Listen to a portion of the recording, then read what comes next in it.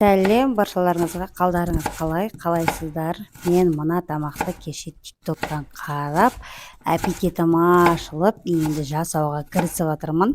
Бұл тамақтың атын білмейді екенмін, бірінші рет жасап тұрмын. Өздеріңізге жаңа айтқандай тиктоктан қарадым. Бұны бірінші бауырды аламыз да, мөлдіршегін қабығын алып тастаймыз бауырдың. Одан кейін бауырды жіңішкелеп, жұқалап, жақсылап турап аламыз. Одан кейін картошкамызды шешіндіреміз де, осылайынан оны да турап аламыз. Одан кейін картошкамызға суық суды құйып қоямыз бір шетке. Одан кейін сарымсағымызды шешіндіреміз де, сарымсағымызды да осылайынан жақсылап турап аламыз.